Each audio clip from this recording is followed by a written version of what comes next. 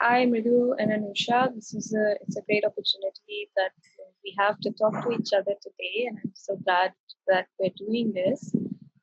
Could you guys give us a background to your work so that we can better understand what you've been doing in the past few months? I am the curator of Through Her Lens, which is a visual research program in collaboration with Zubaan and Sasakawa Peace Foundation, I think under the Fragrance of Peace project. So we've done 2 exhibitions so far. One was a physical exhibition and one was online because of the pandemic. And we do have plans for more in the coming months. And I'm also a member of the Confluence Collective, which is a collective of photographers and scholars, researchers from Sikkim and Darjeeling Hills. And Sikkim and Darjeeling Hills because we share a common history and a common culture. And yeah, so I'm also part of Sikkim Picture Library, which is also an archival project based out of Sikkim. And yeah, so I was the editor of ARTEM, which was an independent art magazine, print magazine, which covered stories from the 8 northeastern states and Darjeeling Hills, and that's where Anusha and I met as well. That's great. And Anusha, could you tell us a little bit more about yourself as well? So I'll just take up from there, and I was the assistant curator along with Mridu, working for Through a Lens, and like earlier I was working as a program manager at the People Studio. That was also an initiative by ARTEM where Mridu was working. Like ARTEM was the print magazine and the People Studio was the art studio initiative by ARTEM. So I was working as a program manager there. And then fortunately, like Mridu offered me to come and become a part of Through a Lens. And that's how I've been working. And how I acquired an interest in art and curating art events was initially started through the People Studio. And then when Mridu came along with this idea, then I said yes to it. And then I've been working with Through a Lens ever since. Sure, I think it would be also interesting if you just spoke about what you did at the People Studio, because there was art exhibitions, film screening. Sure. So what kind of events were curated at the People Studio was like Mridu said, the magazine looked at the art of the artwork of the Northeast, right? So the People Studio was a platform to showcase these artists, and mostly from Sikkim and also the other northeastern states. So we had people come over and conduct writing workshops. Like Janice Parriott had come for the writing workshop, and then there were film screenings conducted. Mostly all the representing the Northeast filmmakers, like Wang Frang had come, and then Meena Longjam was there, and zine making workshops we had conducted. So these kind of a workshop and art events were conducted at the People Studio. That sounds really exciting, and I'd love to hear more about it at a later point. I've met Meena Longjam and some of those names that you mentioned. I mean, everybody's I love most of their work, so it's really great to know that you did that. Also, let's get into into Through Her Lens a little bit deeper. Could you both tell us a bit more about the thought processes that went behind your curation and some of the influences on your work? So can I start with why we conceptualize Through a Lens? Mm-hmm. I think that's important. Is that okay? Yeah, go ahead. So when we were at ARTEM, we realized that we worked with a lot of artists, right? And also photographers, but we realized that all of them were male photographers, whoever attended our events and workshops. I mean, everybody was all the photographers were male, and we started wondering, like, why are there no female photographers? And we started having like very casual conversations around it. And I think last second half of 2019, I just decided, like, having conversations is not enough. Like, you have to do something about it. And then I made a small proposal, and I was looking for a collaborator. Then I thought, maybe I should look at Zubaan, like maybe they would be the perfect collaborators. So I just sent a random email, and they immediately got on board. Like, they were really excited about it. And so, yeah, and then we sent out an open call, and the theme was memory and migration for the first exhibition. And Vidisha had also come down to Namche. So the exhibition was held at Namche. So basically the thought process was to find women photographers and try to understand, like, why are they not getting into photography as much?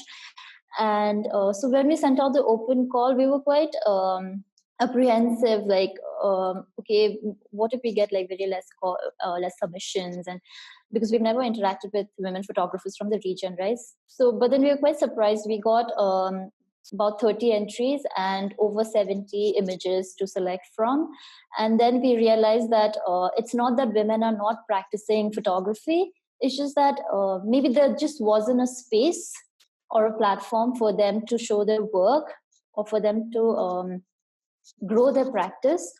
And so that's how Through a Lens has come about. And now, like, after the second exhibition, we have a directory of over, I think, about 50 photographers, no, Nisha? Women photographers, yeah. All of them are practicing.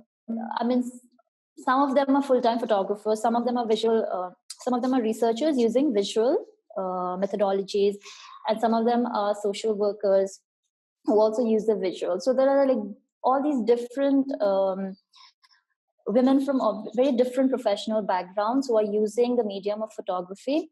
And I think that's what Through a Lens has been able to do very successfully, is to bring all these women together, like create a platform for them or a safe space for them.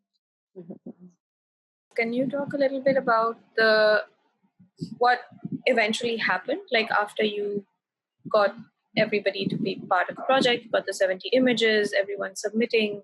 What are some of the responses to that? How is, the kind of the interaction between the photographer and the audience been going for you? So we got about over 70 images. So we also had an event there where a photographer from Darjeeling, Prasansha Gurung, she gave a small talk, and there we had all these photographers, all the participants who from Sikkim and Darjeeling come together, and we had a wonderful discussion there. And so I think, and after the second exhibition as well, I think what we've created is that there's been a sort of a strong network which did not exist just like, it's hard to think that, I mean, it's crazy to think that just a few months ago we had no idea that all these women were using photography in their work. And now we have created a strong network. And I mean, we still, even off, like outside of Through a Lens, we talk. I mean, people ask for advice and mentorships, and I keep sending them things like reading materials, or if I find some interesting articles or essays online, I keep sending them, or any fellowships, grants. So we've created this very I think strong and intimate network of women photographers. If you can talk about that part of like how you discovered that women are taking photographs. Yeah, so like I said, we had no idea, like we never interacted with women photographers in when we were at ARTEM, right, Anushya? I mean, it was very difficult. Yeah, it was. Yeah, so we just knew a few from Northeast, like Menti. And so yeah, when we sent out the open call, we got, and remember, like the first exhibition was just for Sikkim and Darjeeling Hills. It wasn't even open to Northeast. So even then we got like about 30 entries, and a lot of them were very young photographers, a lot of them from journalism schools and photography schools. But there were also people who were who had already retired from their jobs. So there was like a lot of nice mix of people, you know. So that's a very valuable network to have, especially when you're working on image making and it's a collective process and you're generating images that are, about your region. So do you have specific plans for the future going forward with this network and all of the knowledge that you're producing? What are some of the things that you're planning for the future? Yeah, so future, I mean, we have a couple of plans for through her lens. There's a visual literacy workshop happening end of October. Hopefully another exhibition very soon. And so what we are trying to do is, also train the photographers. So after the second exhibition, Zubaan, they opened up the Zubaan SPF research grant for the first time to photographers. So that was also, I think, rooted in Through Her Lens, because of Through Her Lens. So we have 5 photographers who are receiving mentorship and who've already received grants and also receiving mentorship from people like Budu Dungana in Nepal and Menti Jamir from Nagaland. So we just don't want to open up calls and, like exhibit photographs. We want to stay connected with them through their photographic journey, I would say. So that's why we are mentoring now. We are 5 photographers, and then the visual literacy workshop that's happening. It's we are looking at working with people who work in the social sector, right? Because for the second reframing the domestic exhibition, we received a lot of entries from people, community workers who are working on the ground. So photography it's thought of as a very elite medium, but it's actually not. I mean, it's one of the most democratic mediums, I would say. So everybody is using it. So we wanted to, so with this new workshop in October, which will be conducted by Ruchika Gurum, and that we want to work with community workers and help them use photography as a tool in their work, to enhance their work. So yeah, so like I mean, it's not just about, our aim is not like moving forward. Our aim is not just to put up exhibitions and display photographs, but to work very closely with the photographers that we've connected with and help them grow their practice through mentorship and workshops and however it's possible. And could you tell us a bit more about the photographers who you're selecting for some of the training, some for the for through the lens? And are you looking at people for this one? It sounds like you're also working with communities. So is this people who have been trained in photography, or is it imparting training and knowledge in photography? So you mean for the workshop, right? Visual literacy workshop?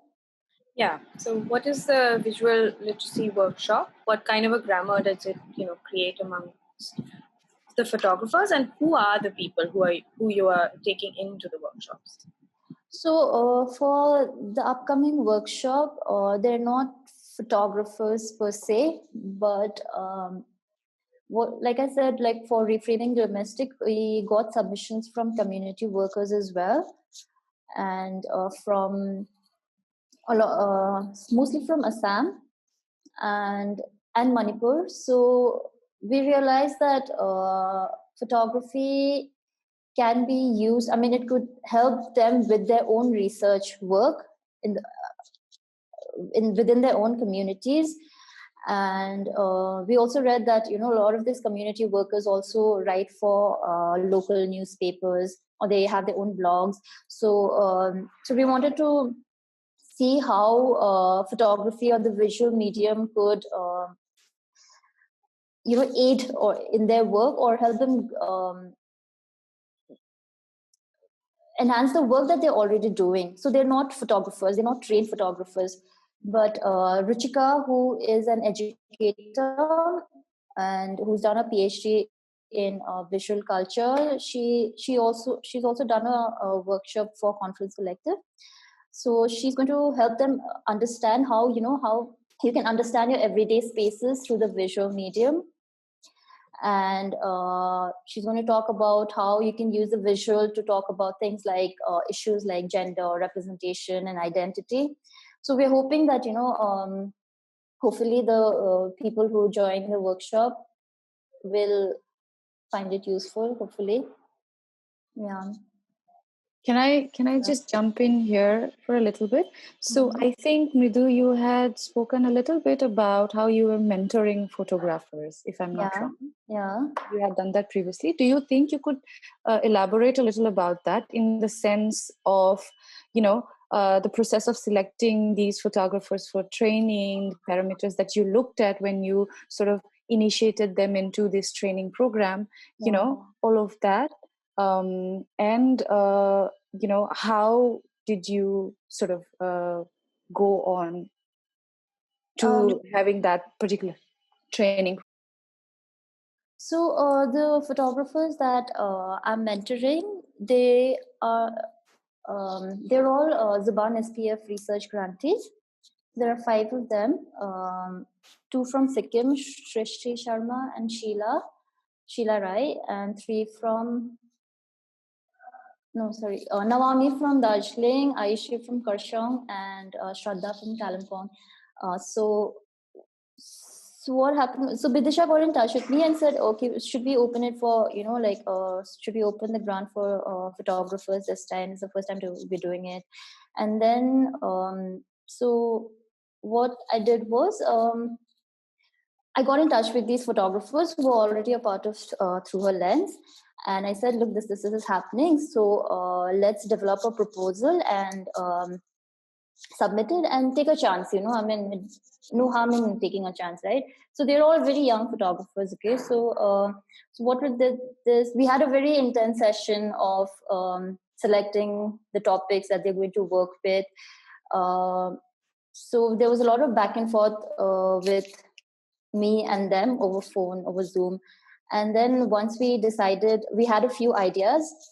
We also got in touch with the SPF grantees from before, Deepthi Tamang from Darjeeling and Chitin from Kalimpong. So even they helped these people develop their proposals and also make them more specific and make them sharper, So, it's really nice to see how, even the Zubaan, Zubaan has created a community in itself, and we're all helping each other out throughout. So, so we developed the proposal, we sent it, and thankfully, the 5 of them got selected. And after that, we had a workshop back in August. So we invited people like Nayantara Gurung from Photo Circle Kathmandu. We had Bunu, we had Menti. And so that was a one-day workshop. But the mentoring process is ongoing. For instance, these guys just call me up any time of the day and they say, okay, I'm stuck now. What do we do? So we just, this is not just about taking good photographs, but also trying to help them, learn the process and also try and see. For instance, Shraddha, she was struggling a lot.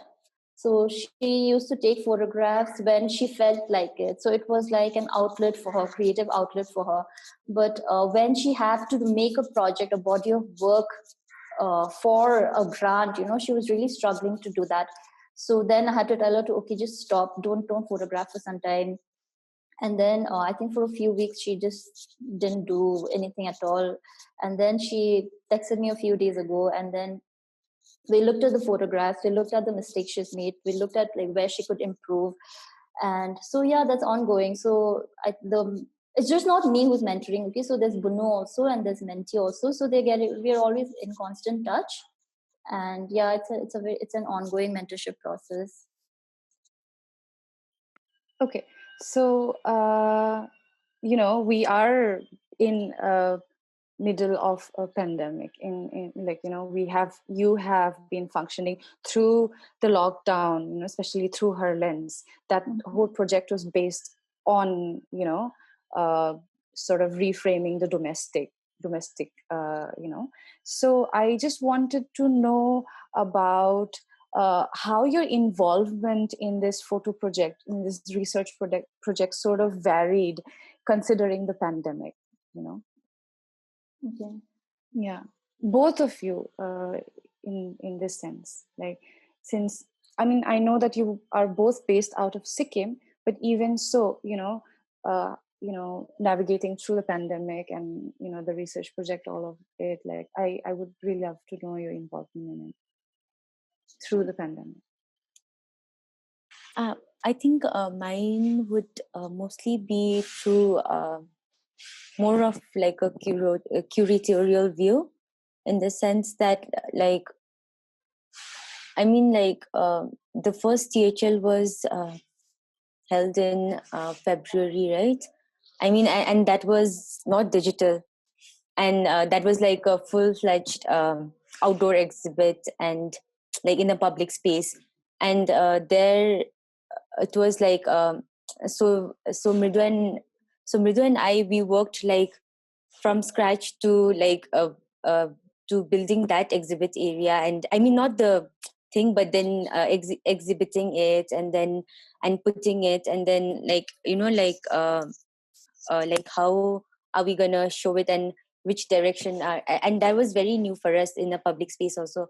But in a pandemic, like, I mean, everything was online, so it was a totally different experience, going online, and then not having to do those, I mean, like the physical bit of it.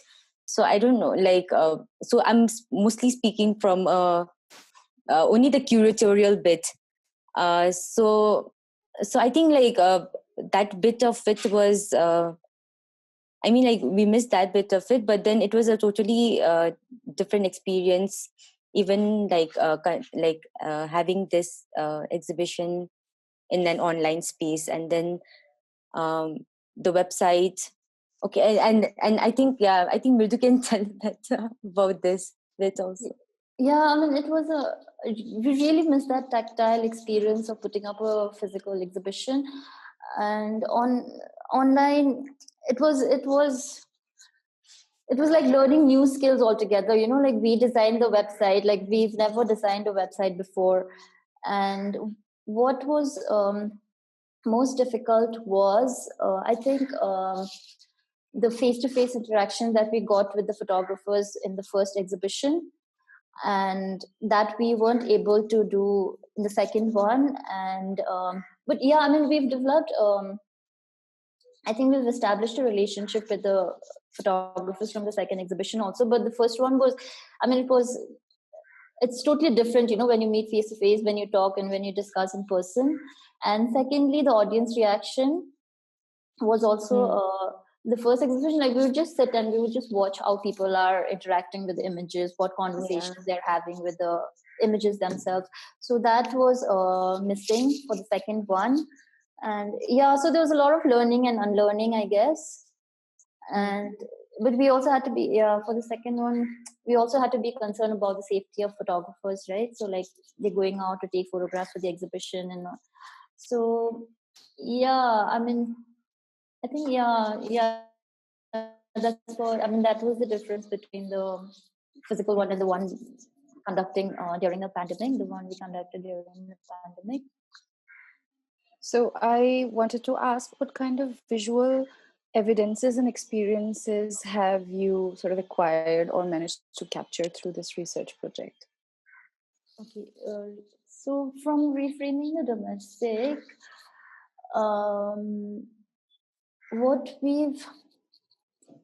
our intention was also, like, not just to exhibit photographs, but also to create a sort of a documentation or an archive of domestic experiences of women and other marginalized identities from Northeast. And hopefully we've managed to do that in some ways. So we've got a lot of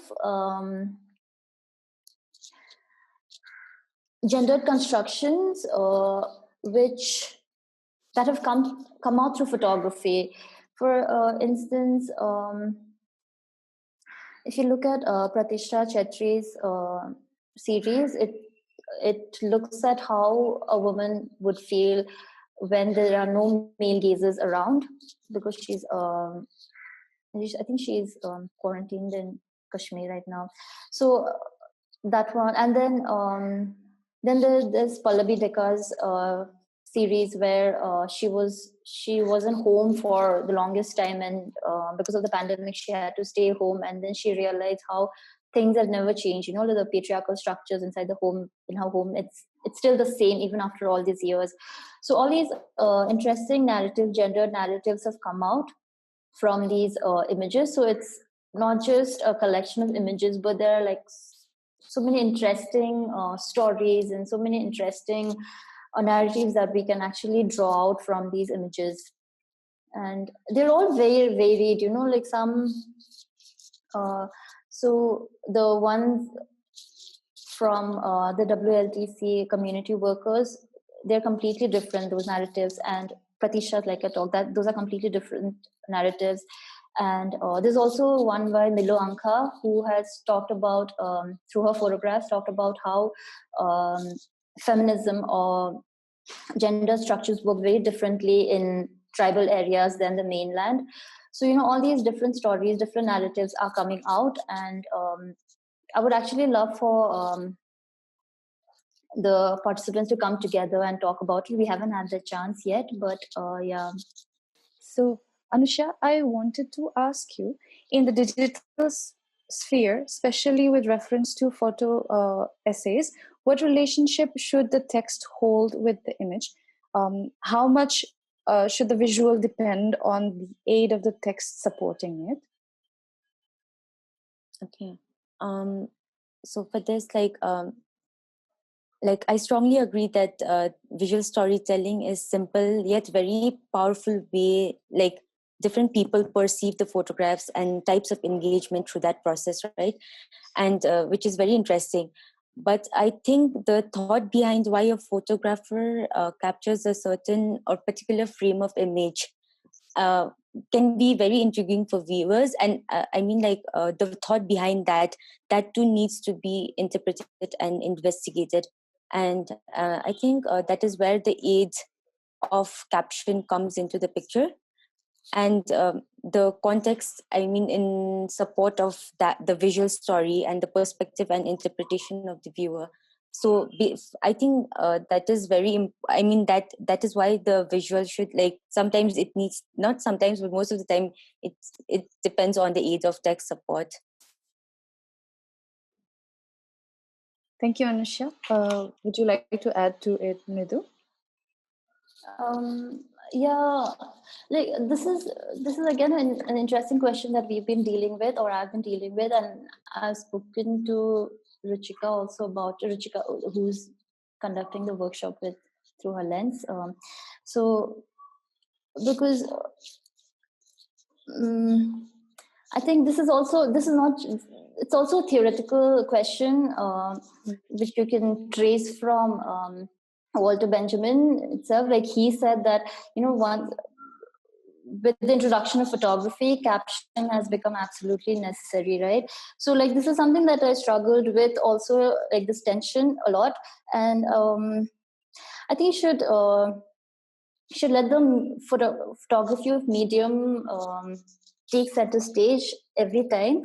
So sometimes just a small short caption will do, and sometimes you don't need a caption at all, and sometimes you need a longer context to it. So the tension between the text and the image is an interesting one, but I think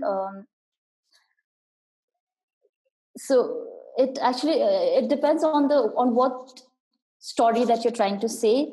What is your story? So I think the context and the text, it depends on the story that you're trying to portray itself. So for instance,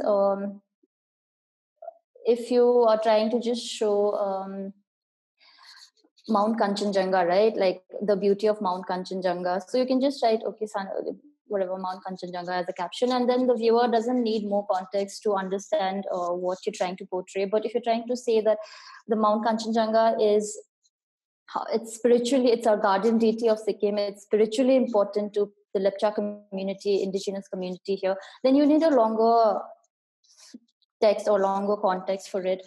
So it actually depends on the story that the photographer is trying to say. Okay, so the next question I would direct to Mridu. How do you suggest that aspiring photographers navigate the dilemma of capturing the suffering of subjects who are being photographed without compromising on their dignity? How to capture suffering visually without creating a spectacle of the subject that are being captured?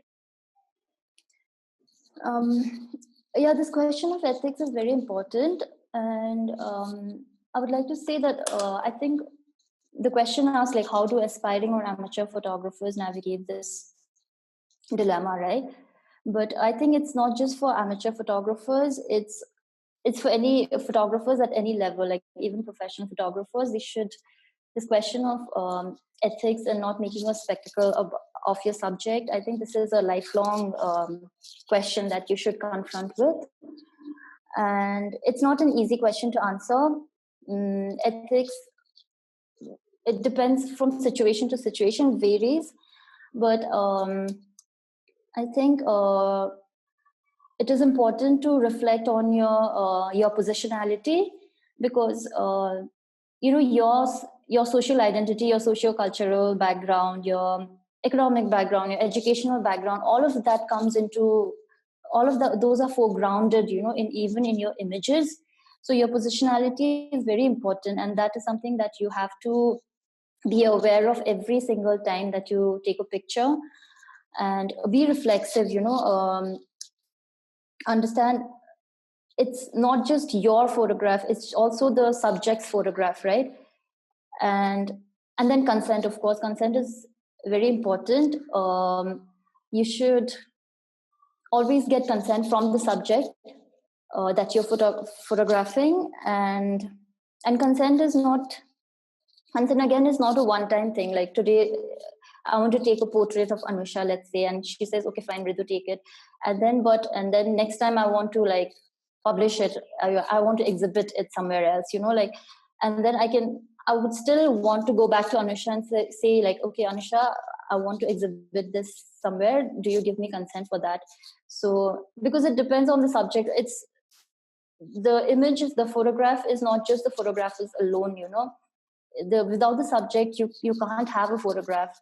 So consent is also an ongoing process, and also try and give the subjects agency, and that comes with a lot of practice and reflection, and also looking at other photographers who do this so well. And I think there's I don't remember the website, but I think it's called Photo Shelter. They've published a really nice small draft on the same issue. So maybe people can look up that. I think it's on Photo Shelter. You can look up on that. And then there's also a very interesting podcast called Photography Ethics, I think.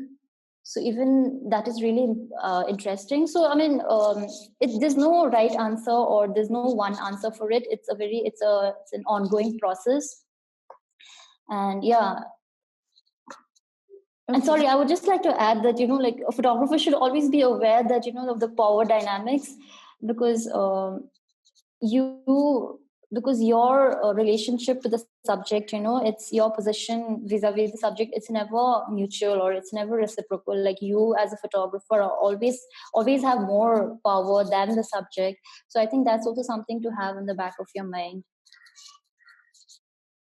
Okay. Thank you, Mridu. The next question is to Anusha. In the entire project of representing identity, what is the role and importance of the local photographer? I think for this, for the reframing the domestic, the subject played a major focus, and less of the artist, right?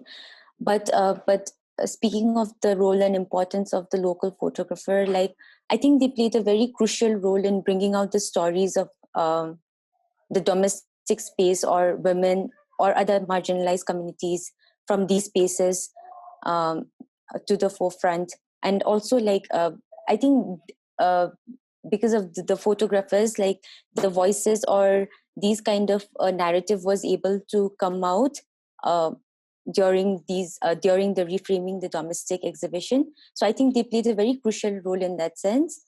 And I think also like I think Mridu and the other webinar the speakers, they were constantly saying like how like self representation is so important and understanding the importance of self representation.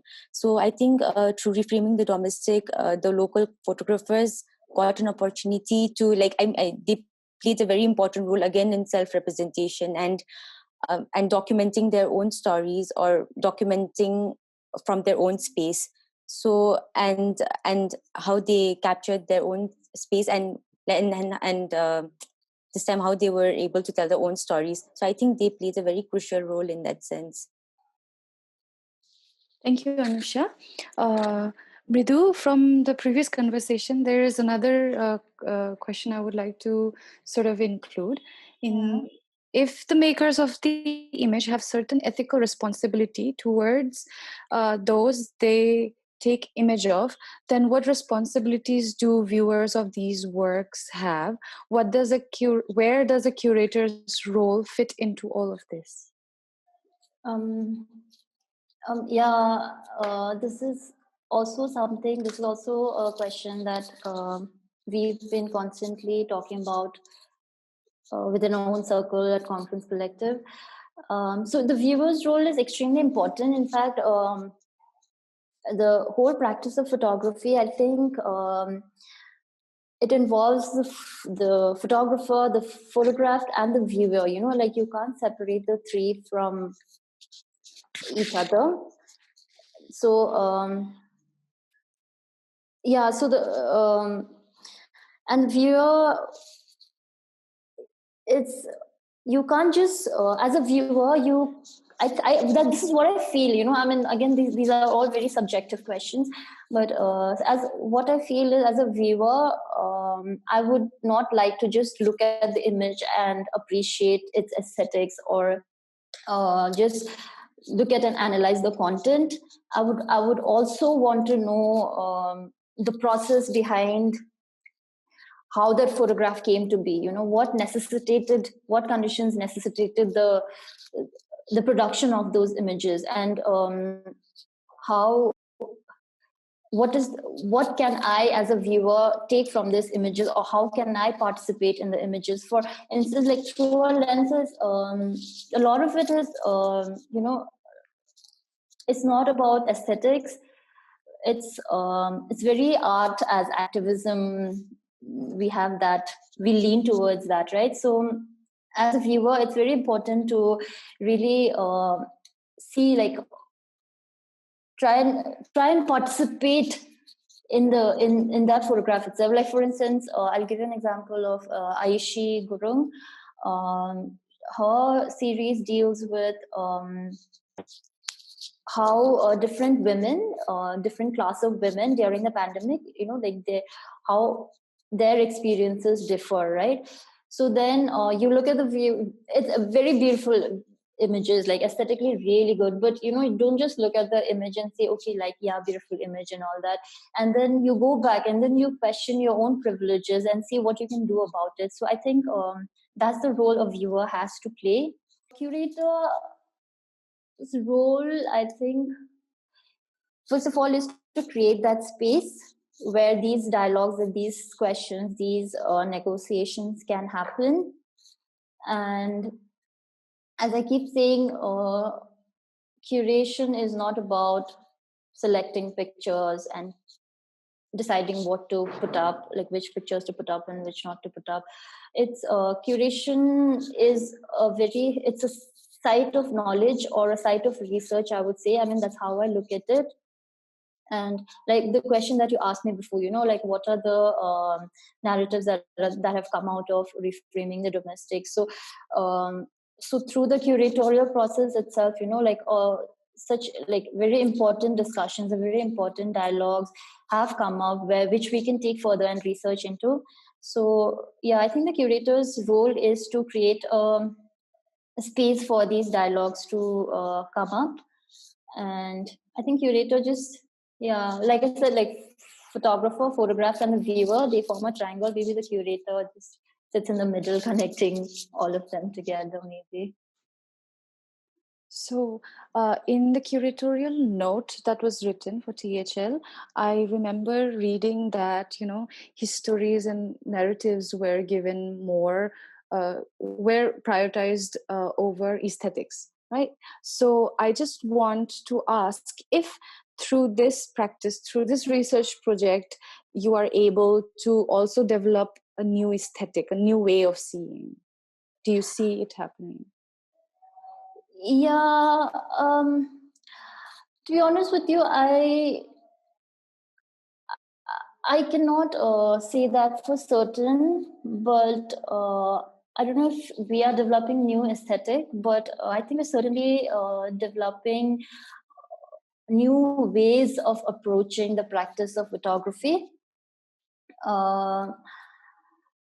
Because like our aesthetics is like a lot of the photographs that you see, a lot of the good photographs that you see are not from through a lens, like outside. Like this, those are all borrowed from this Western aesthetic codes, right? So I think this is also something that I would like to explore with through her lens. Like, how do we break away from those aesthetic codes and how do we create our own codes? Like, what is our aesthetic codes? And so I can't answer the question about aesthetics if we are developing new aesthetics, but this is certainly something that I would like to explore. But yeah, we're certainly developing a new approach to photography, the practice of photography. Thank you so much, Mridu. I will have a last question to Anushya. So, what role can digital spaces play in creating spaces for marginalized communities to showcase their work?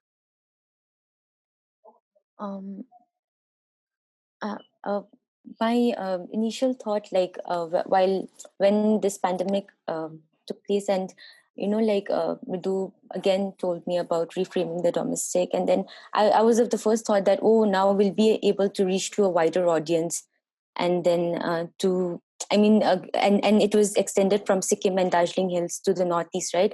So now I thought, like, my first thought was like, since it's going digital, now we'll be able to reach to a wider audience. But and I also was of the view that the digital space has a wider ability to reach out. But then I think in one of the webinars, I think Mridu had said that we have also been aware that we haven't reached out to all. We have made no claims to have reached out to all the people in even the wider community, right, through digital, because some people have no access to the digital media. Not all people have. So I think I would stick to that and say that, even I'm not sure if the digital spaces have that much capacity to reach to the marginal communities. But if they do have, then I think it is a great. It offers a meaning of community building and sharing, and that can go beyond sources of strength in working towards that environment. I think Mridu can also answer this better. Like, how can digital spaces play a crucial role in creating spaces for marginalized communities? Mridu, would you like to add to it?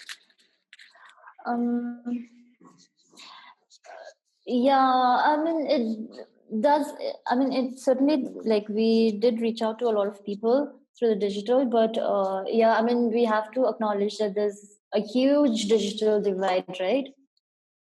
So thanks to Zubaan, like, we were able to reach out to a lot of communities in the Northeast. And I mean, the digital really helps connect you with people, but you have to supplement that with offline activities also. And hopefully that is something that we can, going into the future, and what this pandemic has taught us and what reframing the domestic has taught us is, I think we have to, we can use both of online and offline mediums to our advantage, and just use it to supplement each other moving forward, and see how we can best reach out to as many people as we can in the future. And yeah, I think, yeah. So one last question I have for the two of you.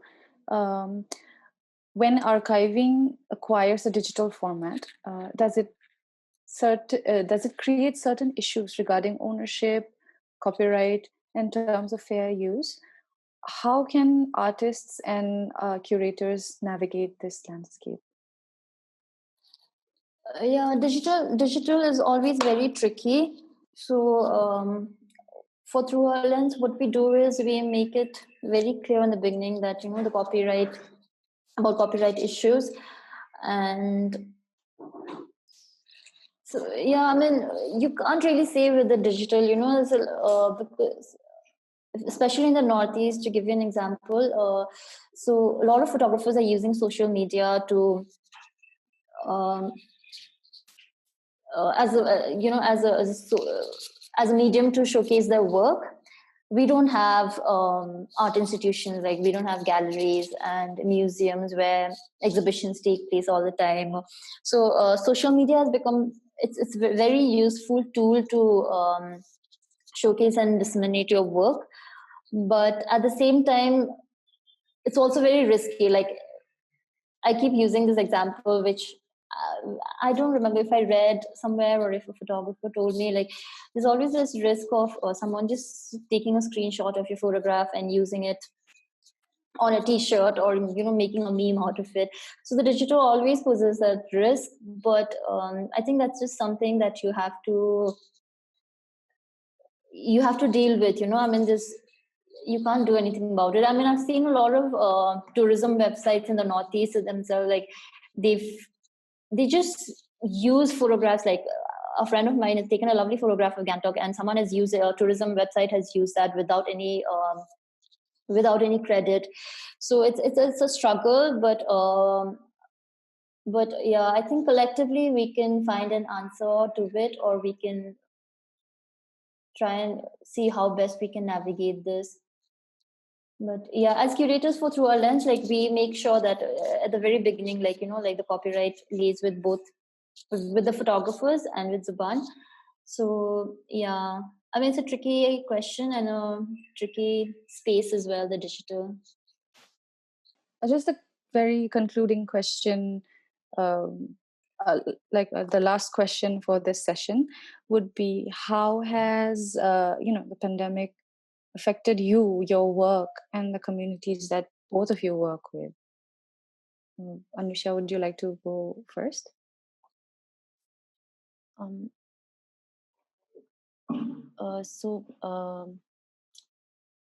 mean, it was definitely affected this Through a Lens, the work, right? Because if it weren't for the pandemic, then, like we said earlier, like, it would have been, I think it would have been in a physical space, and I don't know if it would have been in a digital space. But apart from that, I think it has definitely affected my personal work also, because I was partly working for this community library in Namchi, and then ever since the pandemic has hit, then that work has just stopped completely, and I haven't. I mean, like, I think it's something that can't be done digitally, so I have completely lost touch with that part of the work. So yeah, I think, yeah. So in that sense, it has affected my work.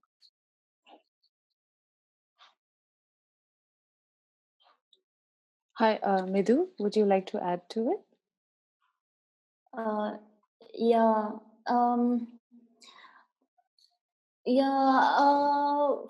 For me, it has actually helped me expand my network, I think, because like, the digital really opens up, like, you know, it makes the world much smaller, and I've been able to connect with a lot of people who are working along the same lines as we are. whether through True Lens or Confluence Collective. So I've met a lot of people digitally, and it's been quite fruitful actually. And yeah, I'm in the library work where Anushya and I were collaborating on something, so that stopped. But I think otherwise, I would say like the potential of the digital has really helped me during the pandemic. So I've connected a lot of photographers from all around the world, photographers, educators, and a lot of different people who want to do the same kind of projects or works that I am also interested in. So I think one of the elephants in the room with the photography is always like, especially for me, because I work in the Northeast at times, it's always about the insider outsider question.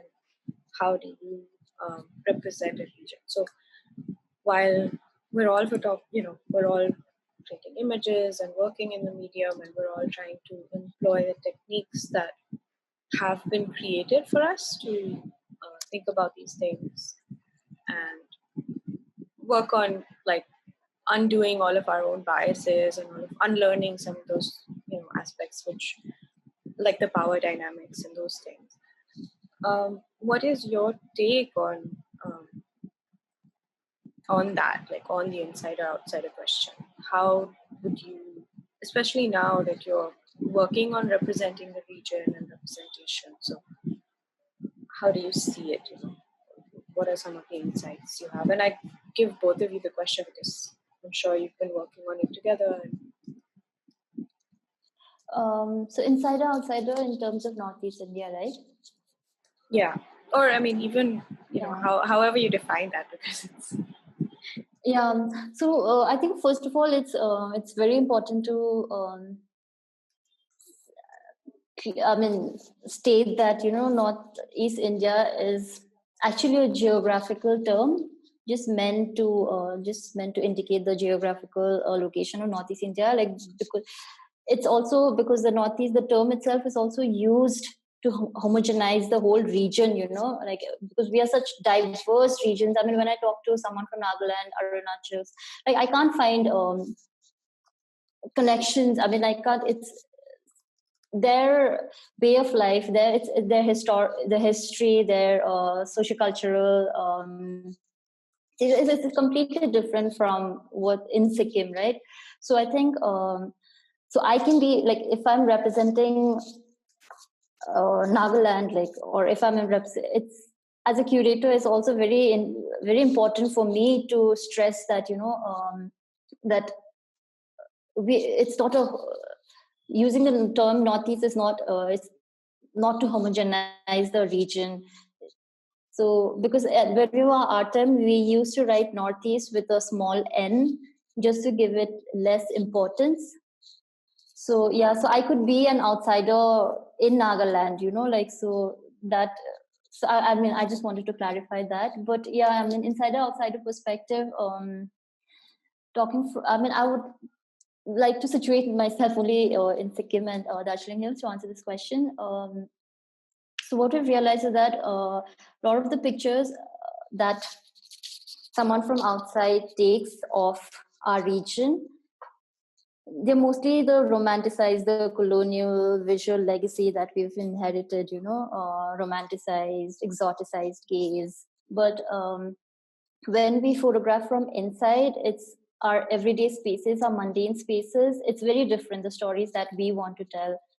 And I think this is something that we are also, I don't know how to negotiate this insider-outsider dichotomy, but we in our own way, we are trying to do that. Like also, we are also going back to, with Confluence Collective, we've started a family photograph archive.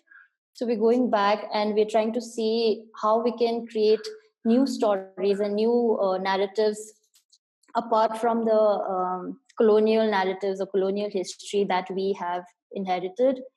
So that's how we're trying to talk about stories or tell stories from within.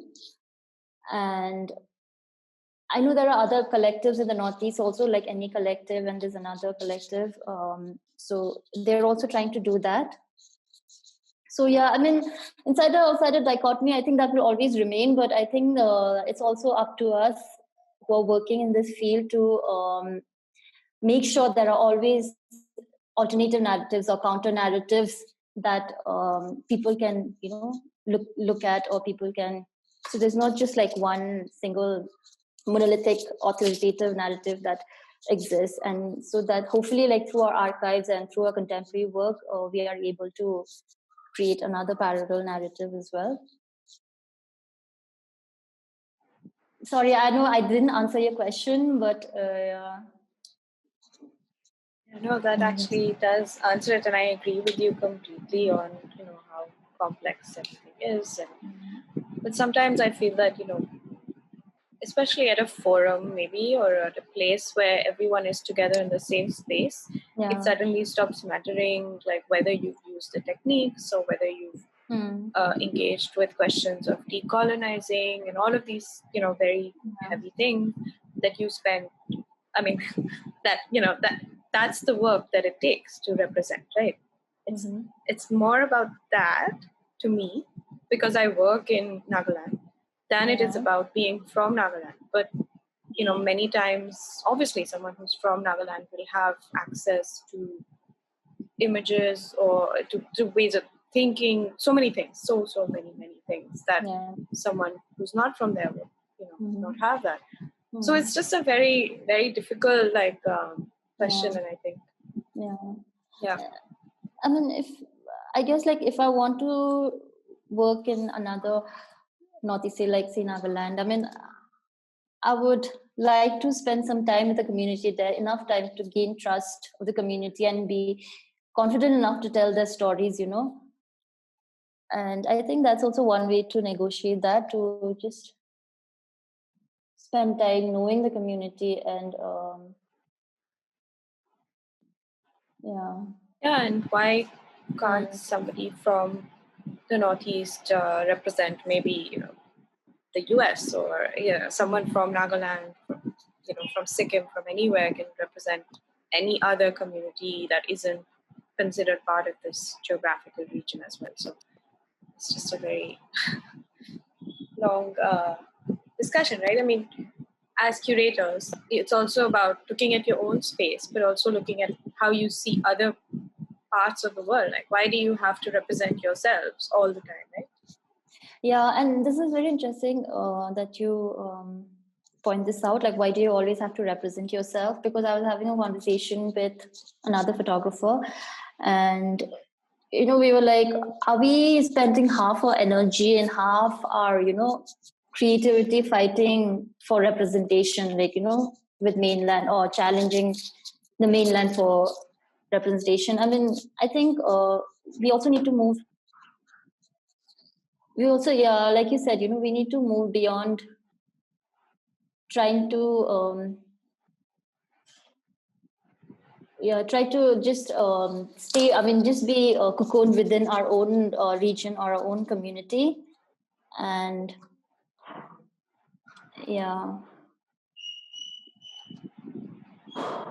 sorry, I mean, I've gone into a very reflective state with the question. Thank you so much, Anushya and Mridu, for coming today to our interview. Thank you for having us.